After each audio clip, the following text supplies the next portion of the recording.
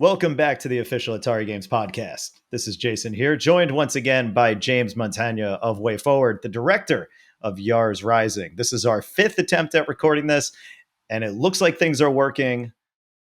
It's not like there's any wasted content here. We just tried and it immediately failed within within like 3 seconds. So James, how you doing?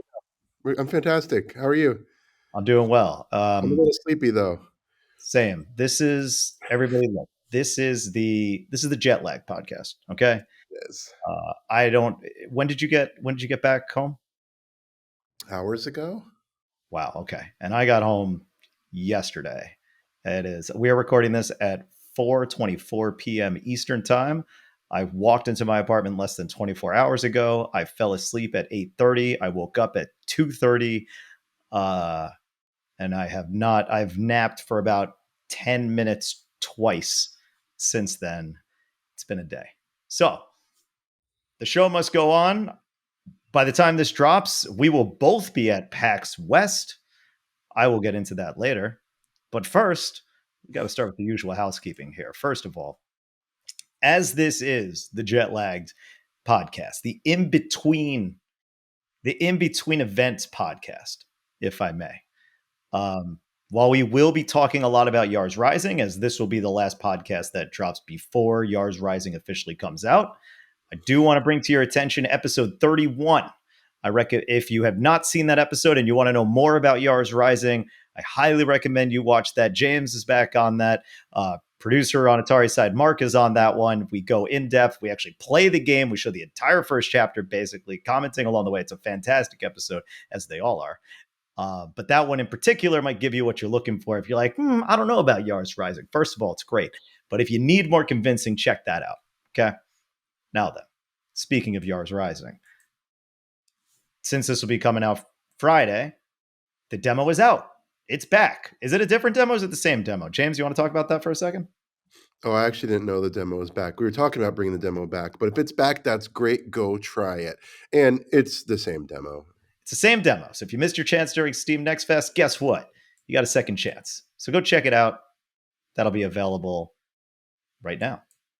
Still time to pre-order digitally, physically, and or wishlist Yars Rising. So go do that on your platform of choice.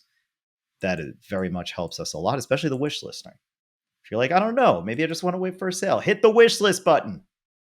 If you're just a little curious, it's free, it's easy, it helps tremendously. And speaking of wish lists, as of this recording, it's Monday, August 26th. Fatal Run 2089 is officially announced. Wish lists are available now on Steam and most platforms of choice. Definitely not Switch because of reasons. That won't really be available for a while. But the important thing, again, Steam wish lists are probably the most valuable thing you could do to support your favorite developer or publisher. So you know what? While you're out there, you're clicking around, you hit wish list on Yars Rising, you hit wish list on Fatal Run. Maybe, clickety-clack your way over to your favorite publisher, developer of choice. And just hit wish list on that game. Do them a solid, right? Lastly, it's Friday when this drops. So that means we will be, let's see, this comes out at noon on Fridays, every other Friday. We'll be on our way. I'll probably be eating some ube pancakes. No, that'll be Saturday. Saturday, I'll be eating ube pancakes. 9 a.m. on Friday, who knows? I'll be eating breakfast or walking to the convention hall because we will be at PAX West in Seattle all weekend through Monday. Come by, say hello, play Yars Rising, play Fatal Run, shake our hand, say, hey, saw you on the podcast. Great episode. Or be like, hey, I'm listening to you right now. I'll be like, well, that's weird, but also flattering. Join the Atari Discord, review the podcast. And speaking of reviews, and I assure you this will be the last of this housekeeping, I say if you review the podcast, I'll read it on the show. And look at this. We got a new review.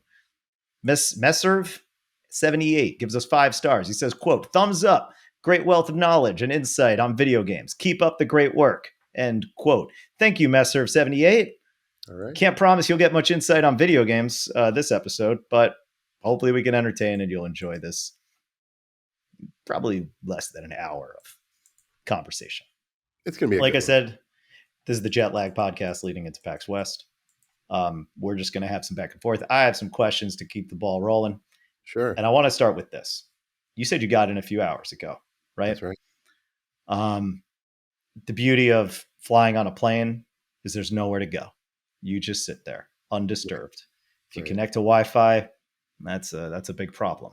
Best thing to do on a plane: play video games. Bust out a True. Switch, bust out a Steam Deck. Hell, play on your phone.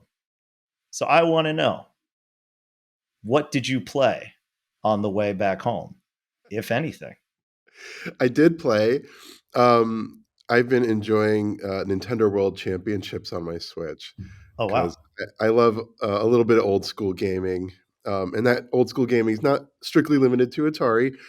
And that's yeah, that's fine. on Switch, and it's got a lot of like classic NES games, and it challenges you to play them in unique ways. And I'm like, oh, this is a great time killer, and so been enjoying the heck out of that one. Nice. That's a good choice. It's a good choice.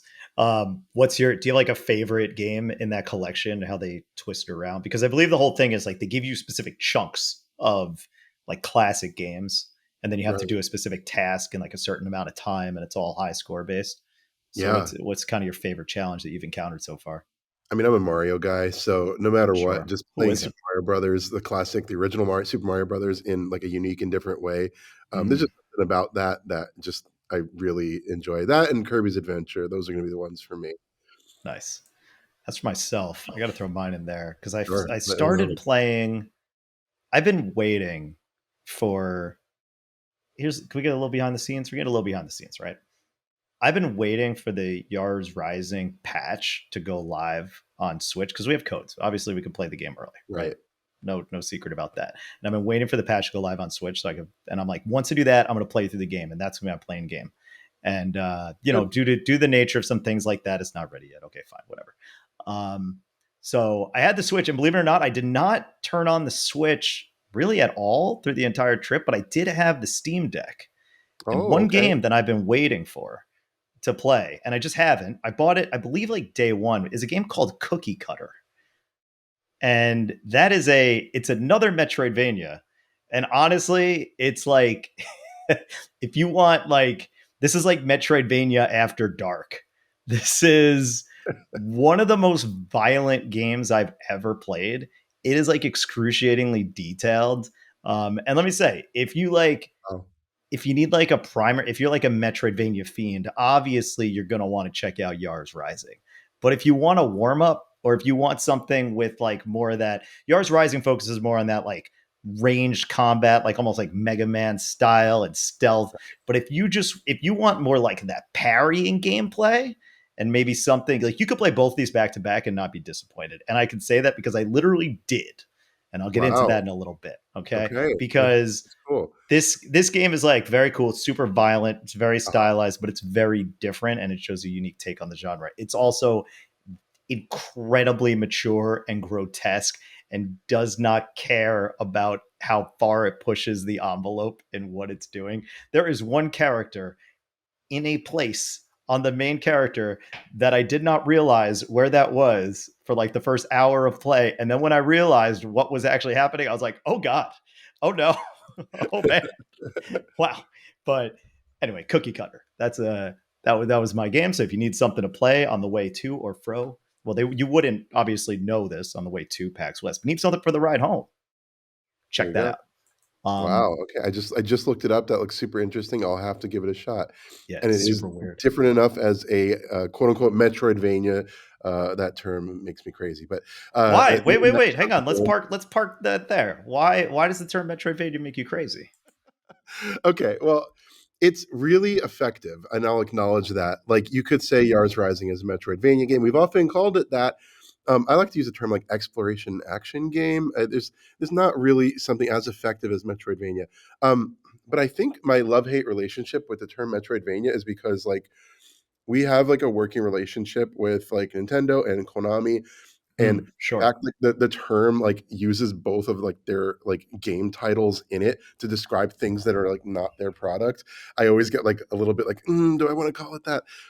So that's why I'm always just like, I'm like, I want to avoid using Metroidvania in in very, very formal settings. Like I wouldn't put Metroidvania on the front of a box, you know? But like if we're just talking about it casually, informally, that seems fine to me. Yeah. Yeah, true. And I guess like the original Castlevania, like Castlevania, as far as part of that Metroidvania formula, didn't actually become relevant until Symphony of the Night, right? That's also true. Yeah, it's not all Castlevania games that follow that exploration action format, right? Yeah.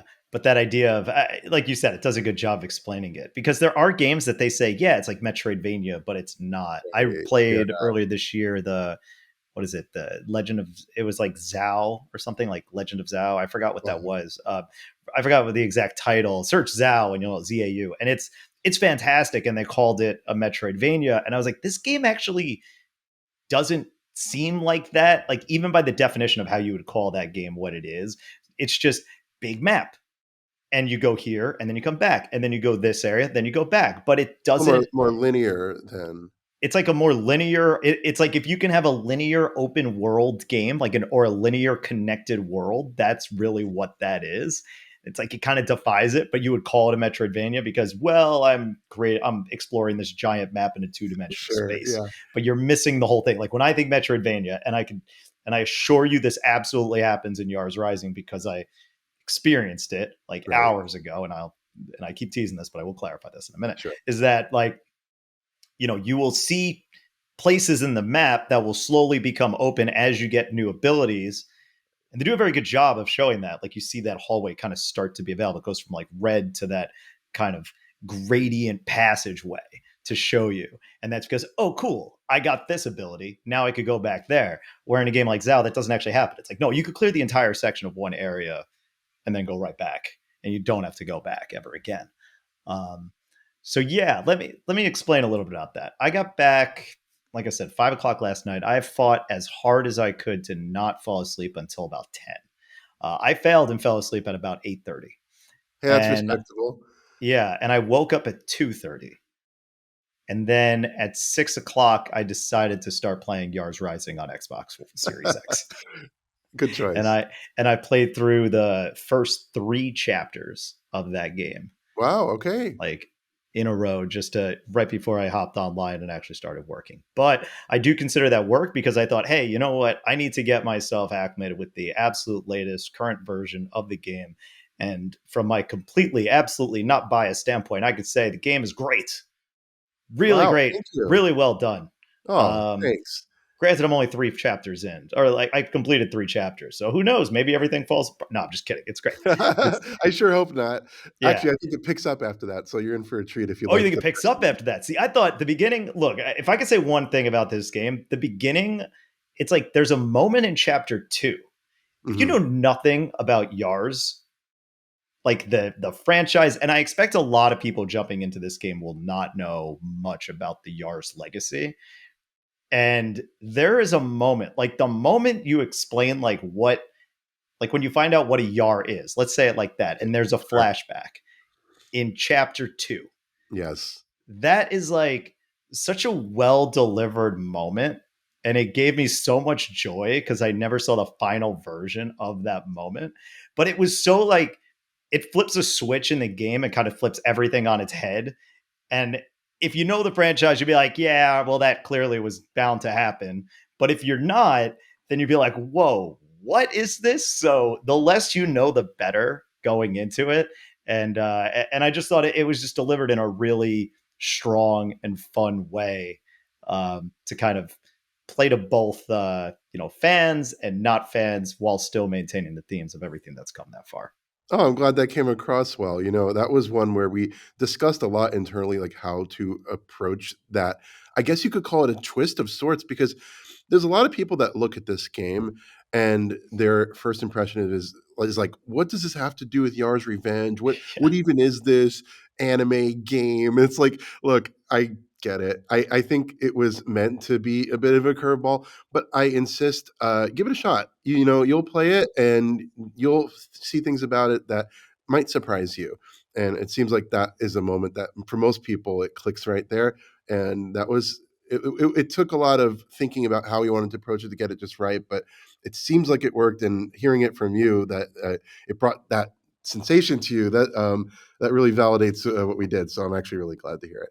Well, I've seen the intro so many times, and I've Yeah, played through that first chapter so many times. I've played through the second chapter so many times, and like kind of, everything kind of comes together like right at the end. And I'm not the producer on the game. That'll be Mark. Again, check out episode 31. And to see that in its final state and actually like try, because I really want, that's why there came a point where I'm like, all right, I'm not going to play this anymore. I'm not going right. to play this anymore until it's done. If you don't want my feedback, I'm not going to give it at this point.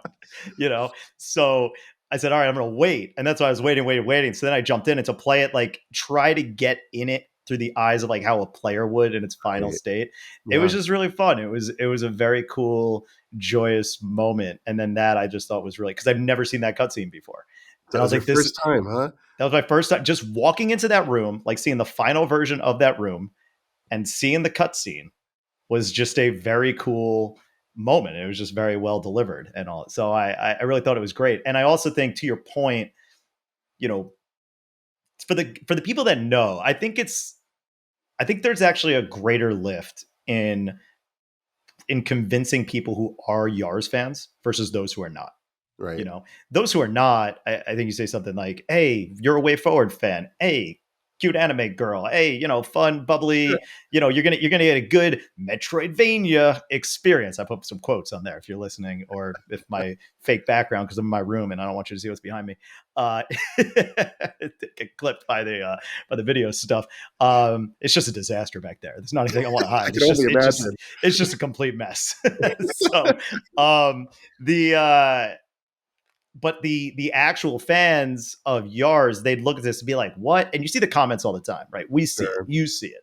Like Yeah. anytime anything drops, fun little secret, not so secret. Anytime anything drops Atari news related, we're always looking at all that stuff. I'm the producer on Fatal Run. I'm looking at every YouTube video, looking at all the comments. I'm looking Oh at yeah. every Twitter post. I'm looking at every news article that has I see everything. It's the same thing with this because I'm curious and I'm invested and it's a big game. Like I look at this, I'm saying, what are people saying? How do they like it? And for sure, like if you're an Atari fan, like I cannot emphasize how much you're going to love this game. Like more so than if you're not, because of specifically how you handle the hacking games. Like the hacking games throw every possible Atari reference you could possibly imagine. There's quite And a the few. themes that they do it, and just like, oh my god, the little like the Easter eggs are, you're gonna have, you could probably create a video on YouTube that's like filled with like calling out all the Easter eggs in the game. That's longer than the play length of the game, and it's still a substantial length to cover. I'd be surprised if someone catches them all. There's just that many. Yeah, They're all over the place. This game, I think I said this previously, but the whole game is like a big Atari love letter. So it's just every chance we could fit something that had some deeper meaning for somebody and wouldn't be like over the top or intrusive on the experience. Of course, if someone does not get it, we tried to work that stuff in because we knew it would be meaningful for people, and we just wanted to celebrate Atari. You know. yeah. I want to ask, staying on the Yars topic, I might as well go through all the Yars topics, and then we'll get into the weird stuff. Who's your? Do you have a favorite character in the game that's not Emmy? Who's your favorite supporting Oh, I character? love Mallory so much. Oh yeah, Yeah, I just think Mallory as a character just checks a couple of boxes for me for what I like to see in a character, and not just like the fact she's cute and has pink hair. I think there's just a interesting like depth to her as a character where she is sort of the boss of Emmy's like ring of black hat hackers that basically get paid money to just pull off these hacking gigs in the city, and they're ultimately the group that gets put together by this mysterious client to hack Kotek. She's the boss of the group, but I think her relationship with Emmy is always like really interesting. Like there's a sort of like I think she respects Emmy, but she's also like maybe deeply jealous of Emmy. And I don't want to give anything away, but they just have like a really interesting dynamic between the two of them. And she has a little bit of that.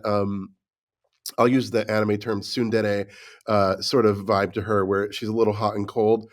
I really enjoy just her as a character, and I think the voice actresses performance was also phenomenal. So just everything about that character, her fashion as well, and some other stuff which I won't talk about, but keep playing the game and you'll probably find out what I mean. Super fun moments with that character all throughout. So yeah, Mallory Foster is the character's name, but we call her Mal for short. And the thing I always think is interesting about her name is like Mal, like it kind of evokes like malware, you know.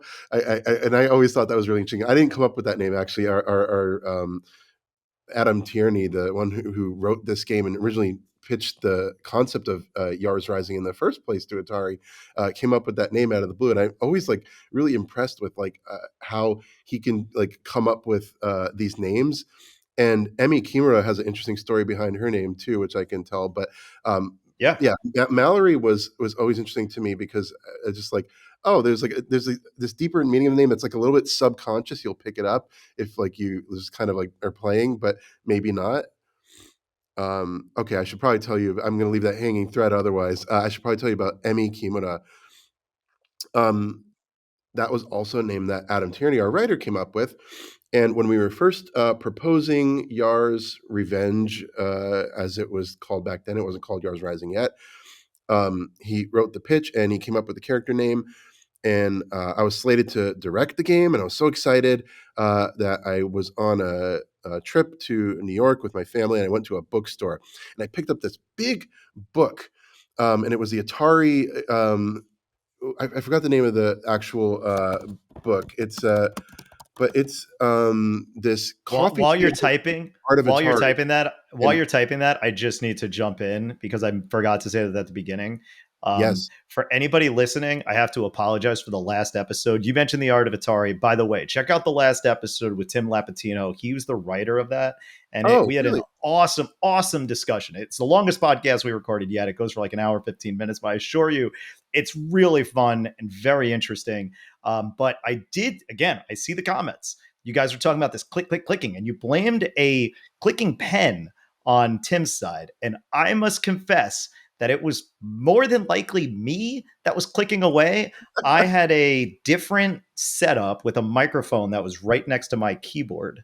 And Oh. because of the conversation that we were having with Tim and all these references he was throwing out of things that I didn't know, I was constantly like Googling, and also with his saying things, I was actually like doing this like real legit interview style, not like whatever we're doing now, but I was like I was typing new questions. I was searching things. I was clicking around on Google, like trying to follow all the references he was saying. So yeah, it was me. It wasn't Tim. I apologize. I'm going to light that mic on fire and it won't happen again, probably. Okay, so Wow, go ahead. what a So you're full circle moment. Yeah, the book was Tim Lapatino, Art of Atari. Love this. I went This to is a the connective bookstore. official Atari Games podcast cinematic universe. Right, seriously. How cool is that? It's an incredible book, by the way. My gosh, Yes. it's so full of knowledge. You can't write a book like that without having just a great wealth of knowledge. So I'm not surprised that references like that will be brought up. I'll have to watch that podcast after. Um, I had seen the proposal document for the game. Emmy already had a name that Adam just kind of came up with. And I'm in the bookstore. I'm in Kinokuniya in New York, and I just find this book. I'm like, I'm not leaving without this book. This is amazing. And I knew I'm going to work on an Atari game. I was so excited. So I bought the book. And I took it back to my hotel room. And just like before bed, late night, I'm just thumbing through the pages. And I see this page about Yars Revenge. And it shows some of the original artwork from the 1982, like I think that was maybe been on part of the manual or on the just associated with the game, and it showed the illustrator of the artwork is a man named Hiro Kimura, and I saw the name Kimura, and I'm like, oh wow, there's a connection to Yars Revenge. I'm like, Adam, oh my gosh, you genius! So I message him. I'm like, this is like a deep cut. That's so cool. You named Emi Kimura after Hiro Kimura, the original illustrator for Yars Revenge. And he was like, I have no idea what you're talking about. I love that. That's so funny. What are the odds? Man, maybe he like subconsciously knew. Maybe there was I something I there. I want to That's say that, but wild of all the anyway, names. incidental reference. Like hats off to Mr. Hiro Kimura. We're honoring him incidentally. Yeah, that's great. Now, there is like a lot of Japanese influence seemingly like interjected into the game. Like Sure. what was the reason behind that? What was the thought? Like if he just came up with Kimura, like making this character seemingly like a Japanese character, but that's not the only like Japanese influence. I mean, you just dropped a word that I don't remember, but you seem to have a kind of a feel for that, and maybe that's part of the influence. So can you what's going on Yeah, with I that? What's up mean, with that? I think there's a couple of reasons for that. There's a lot of influence from Japanese media, but also there's a couple of different things. Like even with the music, we had a lot of collaborators in Japan, and there's some Japanese music in this game, Japanese vocals. Um, Part of it is we're telling this story that takes place in the future, and I'm kind of into this idea of like globalism. There's this idea of like the Mm, world becoming like more and more like alike no matter where you are, and it's not defined where or what Syzygy City is. Some of the signage is like has like in Japanese, some of it is in English. But I like this concept of like this convergence is another way of putting it instead of globalism in the future of culture. And Adam did come up with Emi Kimura, and there is some element of like kind of riffing off of that. Oh, she has a Japanese name, maybe she's full or part Japanese, but I think it's a little bit of just I like this concept in the future of cultures coming together, and even the term Atari. If you really like look at it, that's actually a Japanese term associated with the game of Go. And so I thought, okay, you know what?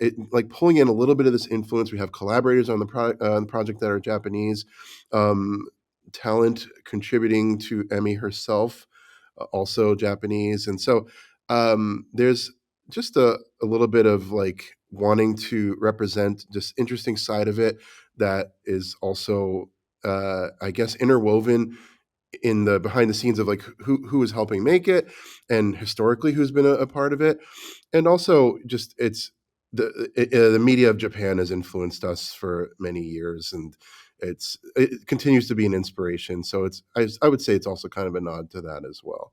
yeah, that's gonna be my next question on that point, which is the what kind of does some of that Japanese media drive any creative decisions? Is there anything that you could think of in particular Yeah. that stemmed from that interest or maybe like inspirations behind certain components of the game explicitly from like that Japanese perspective? Well, yeah, for sure. I mean, I don't know if I've mentioned this on this particular podcast before, but the music in this game is perhaps one of the most ambitious WayForward soundtracks of all time. It's an international collaboration. It's the most number of artists contributing that we've ever had before, so the highest amount of people. Um, but being an international collaboration, there's artists from North America, Australia, Europe, Japan, especially. There's many artists from Japan contributing, and I think the genres of music that we explore are something kind of unique to gaming, or at least I should say, they're genres of music that I don't typically hear in other games. And one of those genres, we picked it because it was sort of this type of music that I want to say is up and coming, but but it's not in the sense that it's also very like old. But it's definitely having like a resurgence. So we wanted to kind of find music that's on trend and a little future thinking, but also has like that kind of vintage quality. So I use the term retro future when we need to center ourselves for this game. I probably said that 100 times in relation to this game, but to hit that retro future vibe. One of the genres of music that we listened to and pulled inspiration from was Japanese city pop music. And if you're not familiar, it's a lot of this music from the 70s and 80s that is really having sort of a resurgence on YouTube. There's songs like really popular one is Maria Takeuchi's "Plastic Love," which became a huge phenomenon. You've probably, if you haven't heard the song, you've probably seen the YouTube thumbnail at least. And a lot of music by Tatsuro Yamashita. Really just incredible music that people are. I'm so glad to know people are discovering it. Just like so many years later, and these artists are their work is being recognized. Um, that was just a great inspiration for us. Like, how can we tie this into this game that takes place in like this futuristic metropolis? And we actually kind of like use that as an inspiration for the music genres that we touch on in the sense of actually doing that style of music. We can call it like neo city pop, but also other genres like future funk, which takes a lot of that classic style and then remixes it and like adds like a heavy like beat and like kind of like just messes it up in an interesting way. So that Japanese media inspired the tone and setting and the audio soundscape for Yars Rising in a lot of ways. Awesome. Yeah, the music is unbelievable. By the way, like if you're listening to this, you need to listen to this. You need to play this game with sound on. I'm guilty of it. I'll play games while listening to podcasts. My podcast queue is always insanely large. And I love playing games while listening to podcasts, but this is one where the music is so good it warrants you to pop in some headphones if you're playing on the go. You got to put turn it up while if you're playing at home. It is amazing. And what actually stands out to me more so in this game than probably any non-sports game that I've seen is that it has a ton of songs with vocals in it, right? Like I think like River City Girls has a few tracks with some vocals, right? It's not, Yes. but not most of them. This game has like multiple tracks with full on singing, and I like really appreciate that because you get a good track, but for some reason vocals just seemingly elevate a soundtrack or a song, and I don't know what it is. Probably because it just acts as another instrument, and therefore it's another layer to the track. But I like that you kind of leaned into it, especially with it was like Moe Shop, right? That's Yeah. the Noise that's shop. the that's the band that did the trailer. That was the song in the trailer, the first trailer, Right. Yeah. which is an incredible earworm or a It horrible really is. earworm if you want to call it that too, if you just want something stuck in your head forever. But that's just one of many songs in the game that are just so catchy and so delightful, man. And shout out to Megan McDuffie, of course. I mean, she's That's done all the amazing work, recharge games, right? and she's back again. And I didn't tell the story on the last podcast, but that we did, but I'll say it here just so it's on the record. Like coming full circle with talking to you and Way Forward, Megan McDuffie, the whole reason she's on board for the recharge games is because of her work in River City Girls.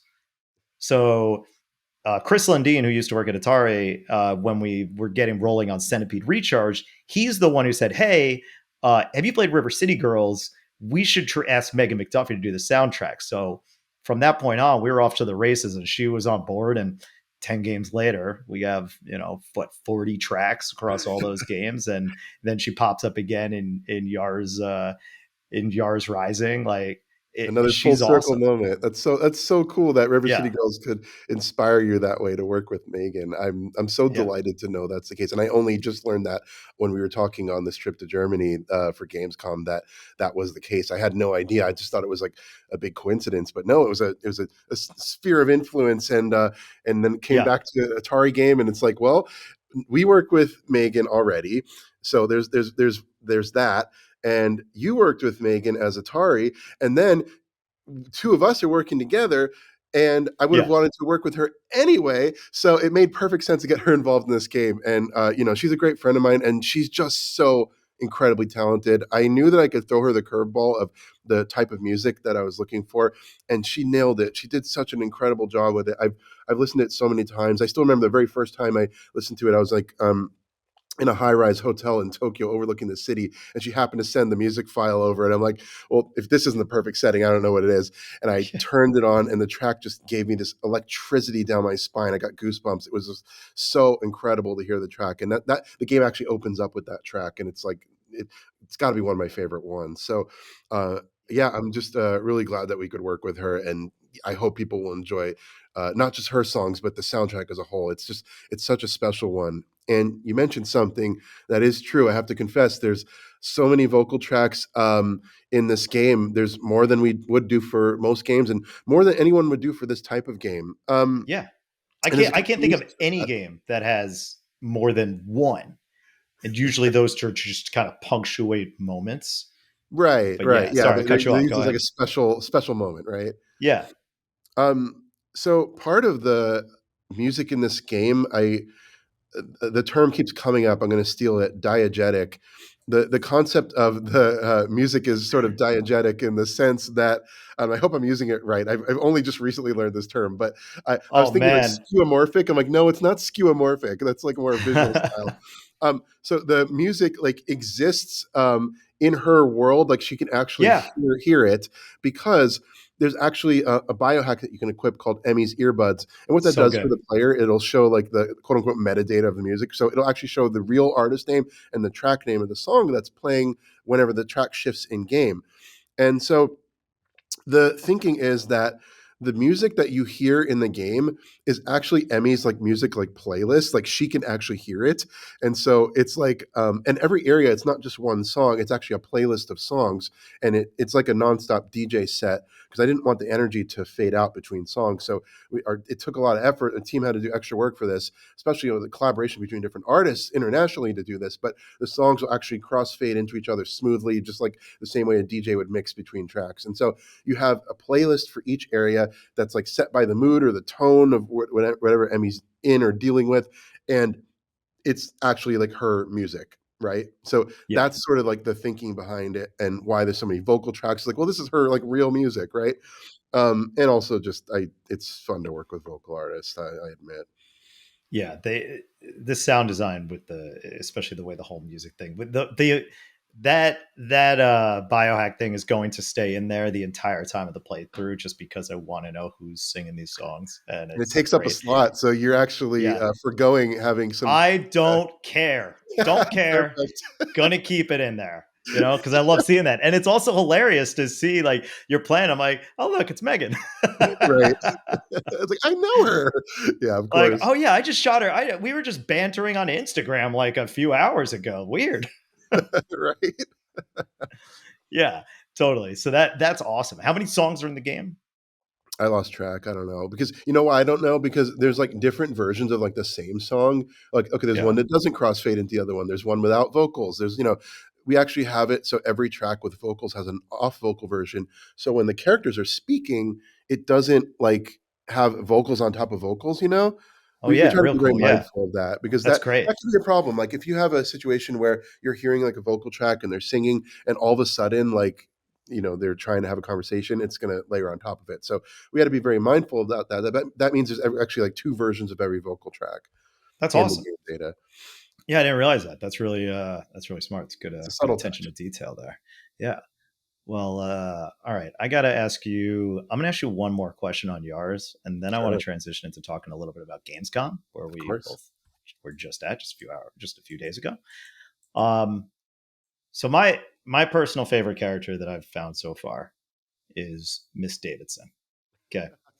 She's I think she's like one of the more interesting characters as her arc throughout the game develops. Um and I'm just going to ask you this question, like in this hypothetical scenario where all of a sudden Atari's like, "Hey Jason, you're responsible for a follow-up to Yars Rising." And I just have complete like dictator like authority over what it is, and I say, "Hey James, I need a Miss Davidson prequel game. What what would that be on the spot?" Oh gosh, I so in my head I already think sequel game, not prequel game, Nope, it's a but prequel game and it's all about Miss Davidson. That's what I want. That's what I've Mrs. demanded. So Davidson prequel game. Yeah, so you have to kind of think about how she became part of Kotek, right? yeah, And yeah. I think she's like maybe like obsessive with Philip Ong. She's like a like a devout follower of like his musings and like his like visionary like style of like what he wants to do at the company. And maybe she like just fell in love with him Oh, figuratively, maybe literally, I don't know. But she just like became just a complete like follower of like his way of thinking and joined the company. And um she actually doesn't, there's a bit of mystery though, and there's maybe a mystery she's trying to unravel. So I think if there was a prequel game with Mrs. Davidson, I would picture it like a PC 98 visual novel type of game, and yeah. it would be like she's sort of like doing like office work, so it would be like an office lady like game, but maybe she's like trying to investigate like a mystery within Kotek, and it's maybe there's like a little bit of drama and romance, and it just becomes maybe a little supernatural. but that's a style of game that I would do. It's very different than a Metroidvania. It would be more like maybe like point and click style, you know? Yeah. Yeah, I'm into it. I like it. More Miss Davidson. I think that's what the fans are going to want on the other side of this game. So you think about that, and this is Okay, why I'm deal. not in charge of our greenlighting process.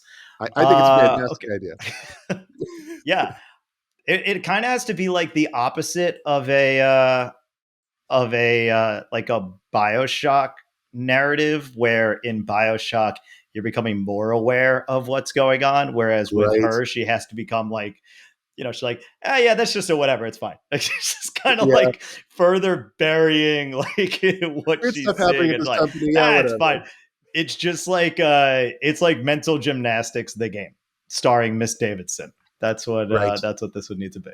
And I think the visual novel is the right take. So there you go. Cool. All right. Let's talk a little bit about Gamescom. How is Germany? This is your first time in Germany, right? Yeah, it was my very first time in Germany. How'd you like it? It's awesome. I love it there. Awesome people, good food, good vibes, beautiful city. We were in Cologne. Um, I even got a little free time to do my own thing. I went to the Chocolate Museum of Cologne. That was super Oh fun. yeah. I didn't get to go to Um, that. Is that the Lint one? The Lint Yeah, chocolate it's one on the water? The Lindt Chocolate Museum. I went on the museum tour, and Nice. they just keep you fed with chocolate all throughout the tour, so you're I'd just hope happy. so. It's like I'm not even sure I was listening to what they were trying to tell me about the history of chocolate. I'm just enjoying eating chocolate. But Mm. it's very interesting, and it's that was awesome. But Gamescom, my goodness, wow! People told me that it was huge. They're like, "Oh, it's like multiple times the size of E3," and I was like, "Yeah, yeah, okay, uh-huh." It is huge, yo! Oh my Yeah. gosh, it's so much walking. And I had a bad leg because of an incident. We can touch on that later. So all the walking was kind of a little bit of a pain in the butt, but not so bad. It ended up being fine. But my gosh, that convention center is like it's silly. It's maybe bigger than it needs to be. I don't know, man. Like it's huge. It covers so much ground. There's so many different sections. There's the business section. There's like there's like the retro game section. There's like the open the public sections. Retro games, and then there's the current stuff, and then there's like the I want to get into the game industry section, and like, gosh, I didn't even get to explore all of it. I don't think I could have, but wow, it was huge. Anyway, Germany was super cool. Yeah. Gamescom itself is like, if you have never been, it's like, imagine the biggest convention you've ever been to, just one hall of that. And then they were somehow able to stack like one hall on top of another hall. Yes, And then and then that's one section. Now double that, also again stacked one on top of the other.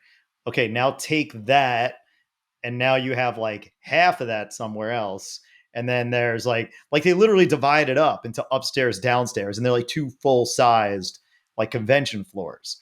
And then you go down to like the big area. That's where the right. Xboxes are, and they have like all these over the top, like, you think E3's dead, Vic? You think oh, E3's gone, so therefore we don't have big elaborate booths anymore for games? It's like, no, no, no, no, no. They're still here. They're just in Germany at Gamescom. Okay, The that's where they spoilers are. line, yes, Like, these guys set up this booth with like a giant cat coming out of the ceiling. Okay, Xbox had this enormous booth with like tons of over the top set pieces. So there are like four enormous floors of just that. Like, it is unfathomably large. So I mean, I love Gamescom, and one of the best things about it, and I think why it's so huge, is because it has that benefit of being both for industry and consumers. right, Like, there is specific, like, the biggest problem that people I think had with E3, especially when they let the public in, is going from meeting to meeting and going through all the public to have to get there. right. Whereas with Gamescom, you have that industry area that's specifically for just industry. So you don't get all the public, so it never becomes overwhelmingly crowded. And your biggest problem is that if you somehow get lost, which is very easy to do Yes, because it's like some places lead to some halls, some don't.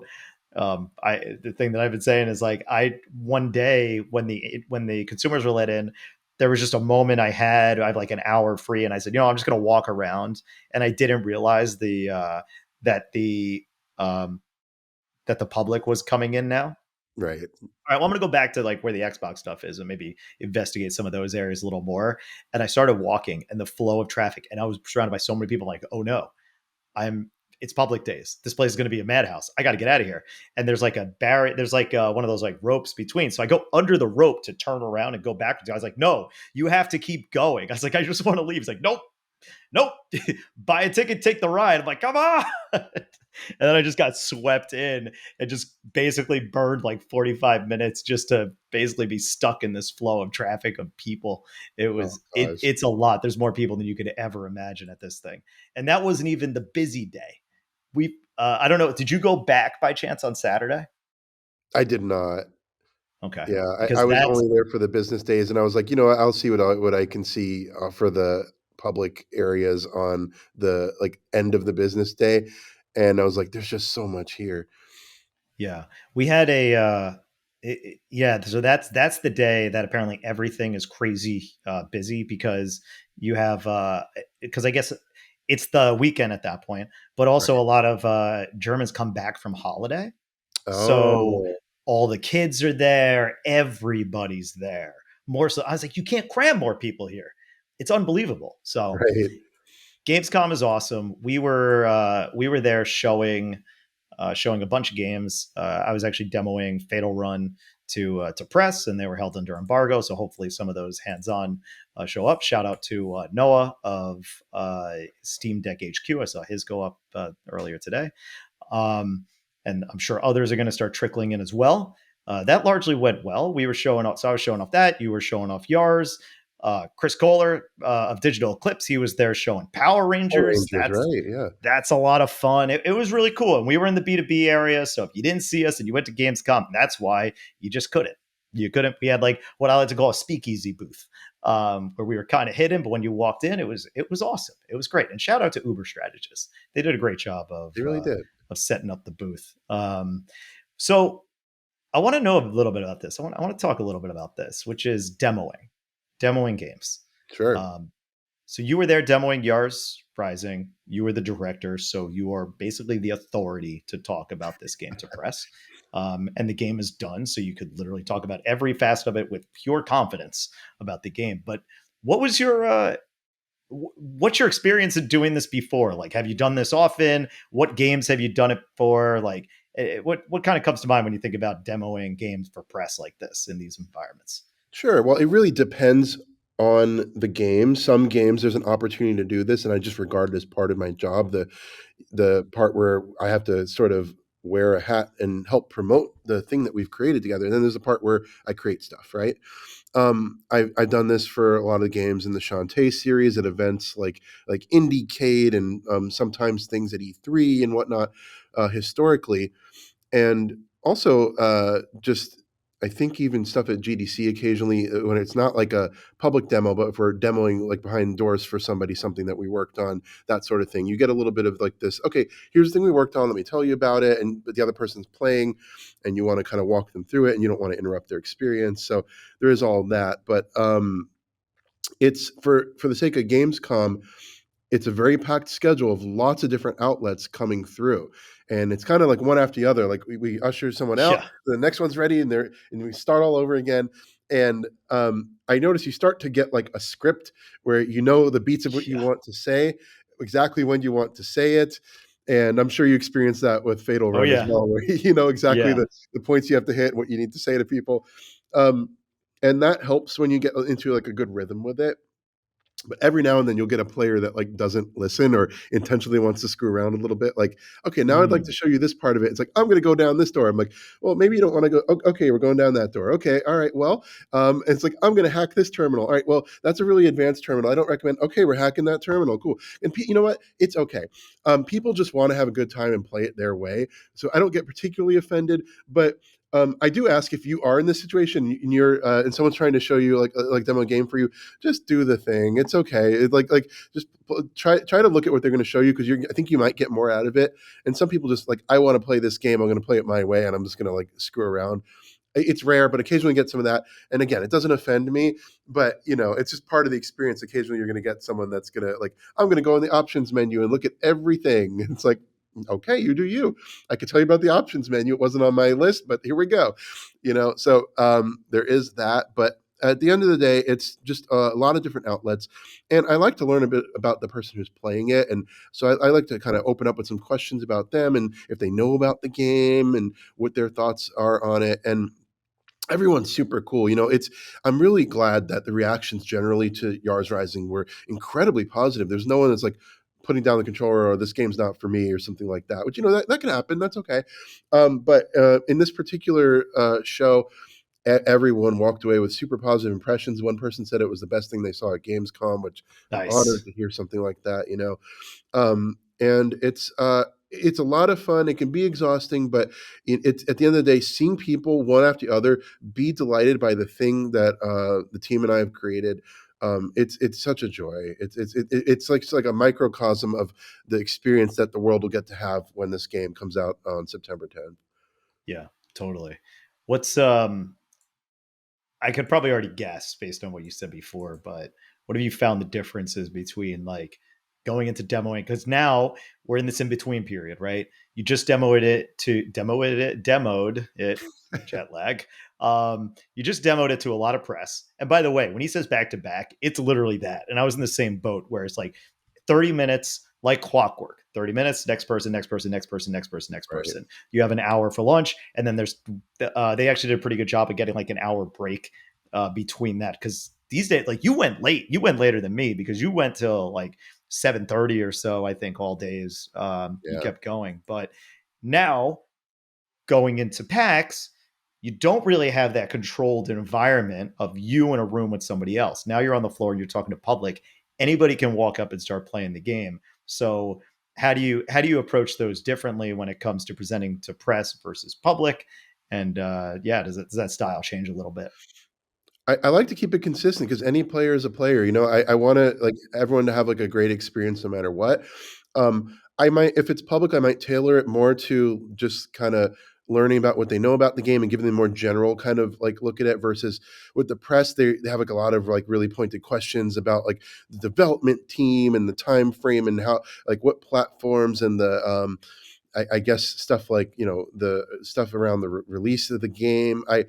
And like what regions and stuff like that. I get like a lot of like really specific questions that usually only the press is going to ask, and so I'm kind of prepared to give a little bit more of that info versus the general. Like, let me tell you why Emi Kimura is super cool and you're going to love this game. I'll say that for everybody, but I think it's largely the same. I want to just share what makes this game awesome and why we believe in our product so much and what they're going to get by playing, which is a delightful, awesome time.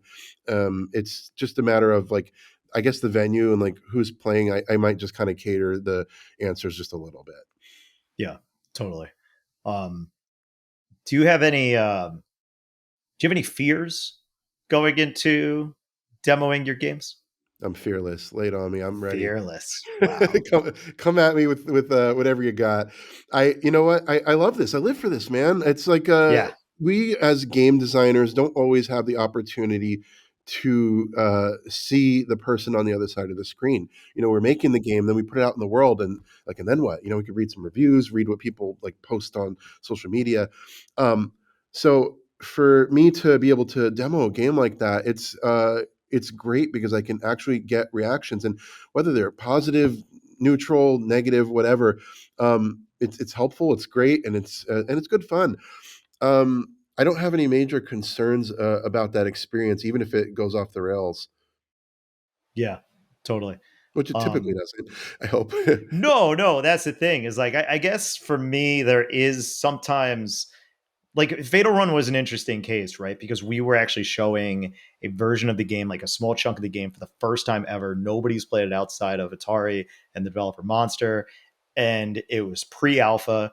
So there was always a chance stuff was going to go wrong, and you never know, right? You never know. You can't sometimes you can't see the forest through the trees, right? Because you're like so accustomed to how it is. And I guess the idea of someone being like, So why does it suck? Like that part always like a little bit resonates through my head. I'm like, I'm just waiting for that question. I'm just waiting for the why does it suck question. Like just blanket non-constructive criticism. Cause I hear you, man. It's always great to get that feedback to be I loved it because I was literally sending messages to the developer after every preview of something that was like relevant. And then Right. at Of the end of the course. day, we were like responding. Like, here's a little inside baseball, right? Yeah. I actually, this is, you probably should not do this, but I got a new build of the demo every night of the game. So That's great. the people on day one did not play the same build of the people as day two as the same as day three. And I gotta say, by day three, I think we kind of nailed it just a little bit. One little change we made in that demo in the first level, I think made a lot of difference for the pacing. Wow. Um, but that was but that happens, right? Because you just don't know. You're going into the unknown and you're putting your work into the game, and it could be Sure. however long it was. I mean, some people they don't actually enter this situation until like years into the development process, right? And then to be that, be like, oh man, if they're gonna come in and be like, yeah, it kind of sucks. You're like, oh, the years. But you're Right. right. Every Most people, like 99% of people, are super respectful, super constructive, and it's great. So they're like, just because it's a fear doesn't mean it's a completely unwarranted, because you're always going to get those guys that are like, yeah, but everybody's super respectful. Um, I got two more questions, and then we'll get out of here.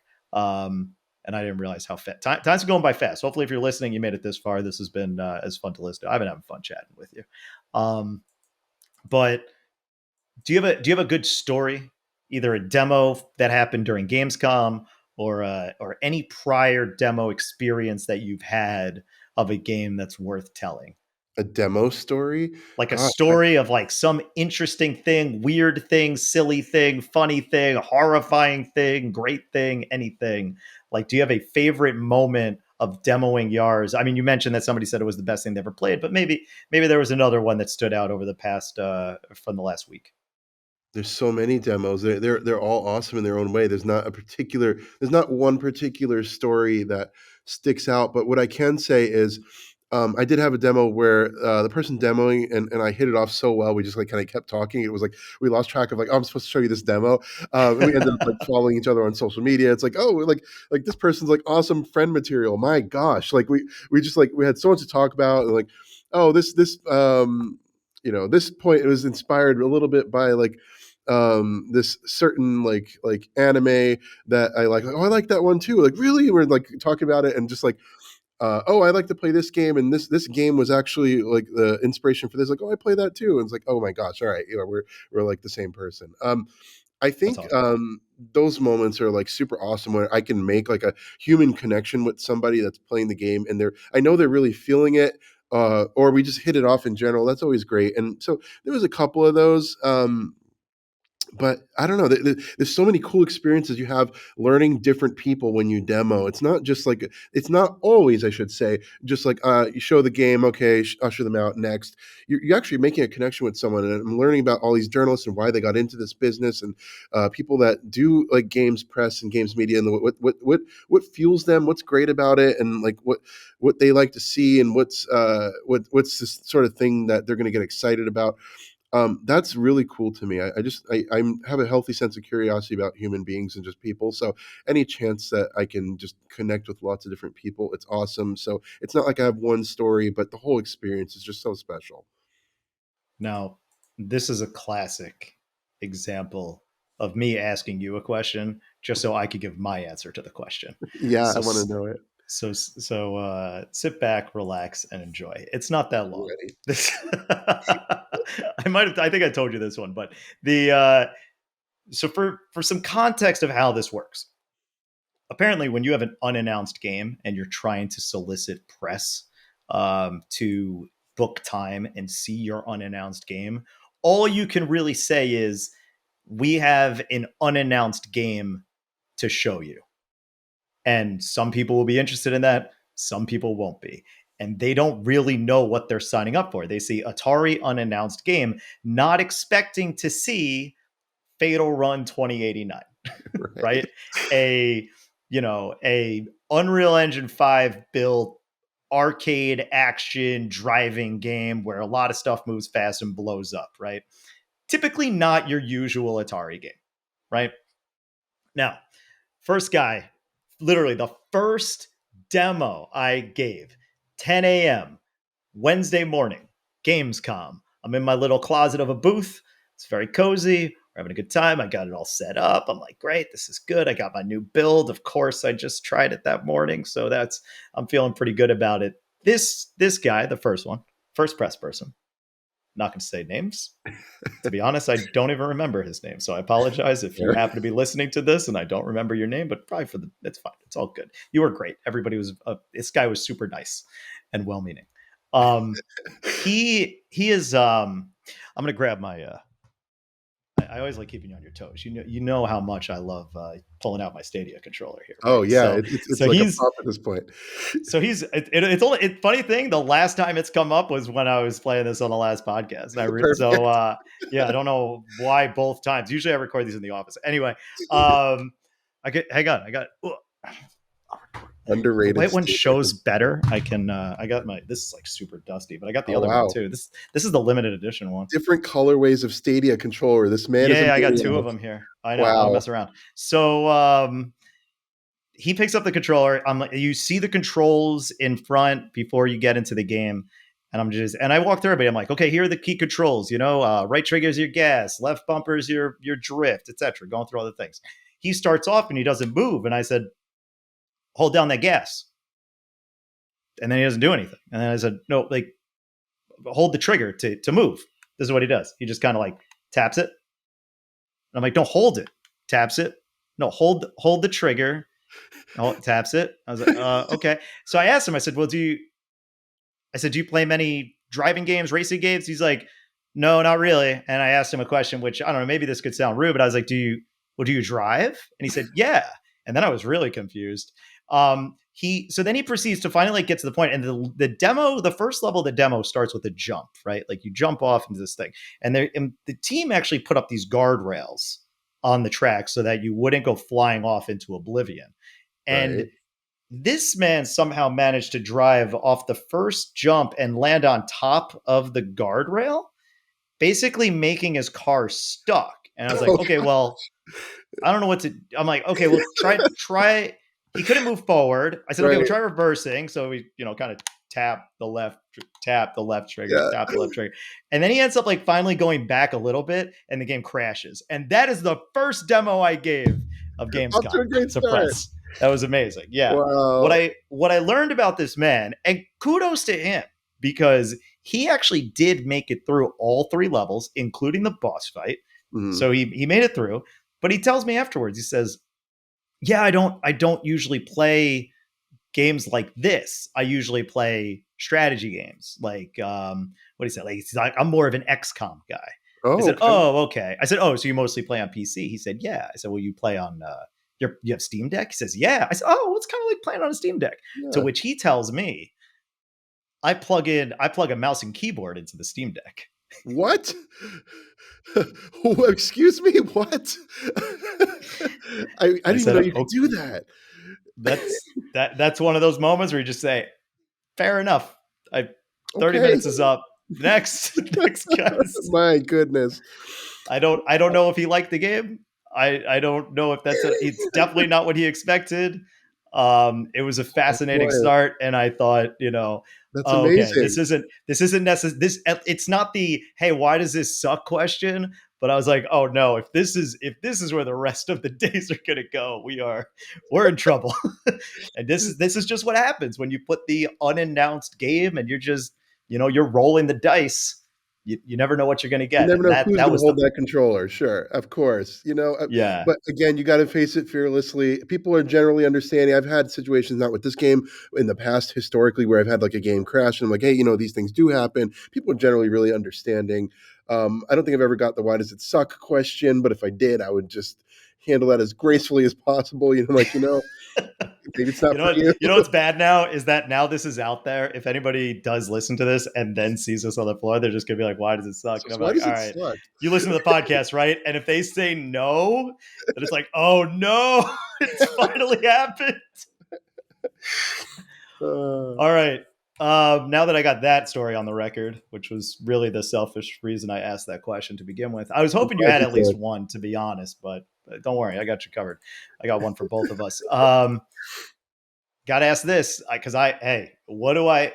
Ever since I went to Kaunas, Lithuania, back Yeah. in 20, no, it's the second time I went. So I guess that was 2021.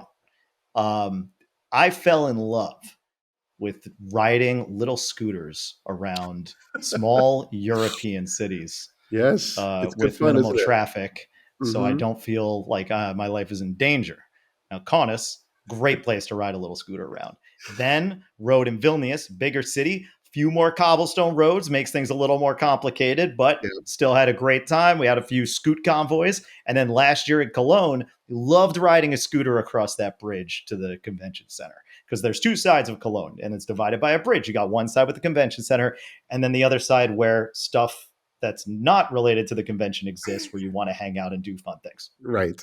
That's also where the chocolate museum is. If It I'm happens to be, yes. so proving my point. So did you by chance get to ride the scooters in Cologne? I did. And the first day I rode the scooters, I had good fun. And I know why you're asking this because I, okay, so It's a setup, everybody. It's a setup. yeah, so the scooter's great fun. You can find them just strewn about the city. They're everywhere, and you can rent them. There's an app on your phone typically, and you put in your info, and you rent it, and you get charged by like I don't know the minute or something like that, and you Yeah, can that's about right. like ride around on a scooter around town. We have them here in Los Angeles in the city. They're not as ubiquitous. They're like everywhere in Cologne, Germany, but um, we have them. It's not uncommon, and I've ridden them before, and they're great fun. First day, I was using it all around the city. I was having a blast. I'm like, this is so convenient. It's so quick. It's just a lot of fun to do too. I like just took the scooter through like the park, and it was like beautiful, and it was just like it was just good fun. I was loving it. There Um, is an awesome shopping street. I don't know if you made huh? it down like that main shopping street in Cologne where like all these great stores are. I reckon And I like, did. Yes, yeah, and there's no cars. Riding it down there is the best. Last it year, I was is. like on the other side of that, further away from the convention center, and riding through there at like 11 o'clock at night when there's no people, no cars. It was awesome. It's just so great. Yeah, so the first day I actually took it down. I know the exact street you're talking about. I, Yeah, I took it down there. I'm like, this is the best. It's like made for it. totally. And there's plenty of people who are doing it. And so the reason I wanted to try it was just the convenience factor. I didn't want to like Uber everywhere. Some places are short distances away. Good friends of mine, lots of friends of mine and colleagues take the scooter around, and the locals all take the scooters around. And I thought I can do it too. I used to skateboard. How different could it be? And generally, I did fine with the scooter. It wasn't like I had a skill issue or anything like that. However, day two of riding the scooter, I had an incident where it was starting to get a little dark out, and this particular scooter, had a thing where you can clip your phone in, so I could use it as like my navigator, which was like super cool. Oh yeah, And sure. it was getting me back to the place I was staying. And it was kind of trying to find the most efficient path. And there's one that was kind of taking me through an alley. And so I'm riding the scooter, and I took a turn, and immediately on the other side of the turn, like I couldn't see too well, but I take the turn, and my scooter just like topples over. Now, thankfully, I used to take martial arts and like know how to hit the ground and kind of roll. It could have been worse if not, but it was like 20 miles per hour. I got launched. um, yeah, so I toppled over because I hit this metal bar. Like there's some kind of construction that had been going on in this alley, and someone left behind a metal bar where there probably should not have been a metal bar. And the scooter hit it, and off I go flying. And I hit this cobblestone ground. I rolled. I bounced a couple of times. I got back up. I was like, well, that sucked. I went to check on the scooter, and I realized my leg wasn't working too hot. And then I checked on Ooh. myself after I righted the scooter, and I'm like, okay, well, this is gonna damper my trip. Um, I got like a big football-sized and shaped bruise on my hip. I skinned my knee, and I twisted my leg, and so Yeah, people were giving me a hard time or teasing me a little bit about walking with like a limp for the first day until I showed them my bruise. And then I was showing my bruise every chance I get. Even to you, I was Yeah. like, Oh yeah. Battle you want to scars, see my man. You cool showed it bruise? to And you're just like, me. you're It's just like, no. Yeah, I was yeah. like, I have a cool bruise. You want to see it? The first time I think I showed it to you without even asking. Second time, do you want to see No, my you're bruise just like, again? You're just like, check no. this out. I'm like, ah, horrifying. It was Um, that when he says football size, he's not kidding. That thing, it's like when you get a bruise, it develops like a steak. It's like it starts off like rare and then slowly gets to well done as it shrinks. This was right. in rare form. Like this was the biggest possible version of this bruise. It was crazy. So all of that is to say, if you go to a city like Cologne or Los Angeles or the places you like to scooter, the scooter's good fun. Just be safe and maybe like even if the locals and your colleagues and friends aren't using like protective gear, you should probably consider it. Yeah. Don't ride a scooter in Los Angeles. I've never done it. I don't want to do it. I couldn't imagine. I think there's a certain car per person capita that I would generally use as a rule of thumb. But yes, lovely story. I And want to Gamescom end it. is so huge, so you have to walk around like so much there. It's like Yeah, it's crazy. just limp your way through. Yeah, Anyway, I'm good now, exactly. by the That way. Thank you. Much better. good. That's the important part. Happy to hear you are right. That's I hope you'll very keep making games unfortunate. for years to come and not limp around everywhere. I don't. I wish that on everybody. To all the above. All right, let's end it there. James, thank you again. Thank you so much for joining me on this. This was kind of like a last minute impromptu thing that I asked you while we were all having a dinner on in Cologne on Friday night. And I was like, "Hey, I need to do a podcast. You want to join me? Yeah, let's do it. Great, awesome. No convincing. We scheduled it right there, I'm always and down. and I had a blast chatting with you again. Um, just remind the people where can they find you on the socials. You can, well, definitely check out at WayForward and WayForward.com. And if you want to Mhm. find me personally, I'm typically at James Popstar. So feel free to follow me or hit me up, say hello. And if you play Yars Rising, reach out to me on those and let me know what you think of the game. I'd love to hear from you. Yeah, totally. You can follow me at Jays of Doom, follow Atari. You'll find all those links down below. Reminder, Yars Rising. It's on its way. I don't know why I said it like that. Weird cadence. Did I mention that I'm jet lagged? Pre-order that. Wishlist it. Wishlist Fatal Run 2089. Download the Yars Rising demo. And if you're listening to this on the weekend that it drops, please, and you're in the Seattle area, please come by and say hello. Be nice to us. Don't say our games suck. That would be very unfortunate if you did. But if you do, do it in jest and be kind of silly about it. I think that's it. Yeah, I got it. All right. Well, hey, James, thanks. Talk to you next time. Bye.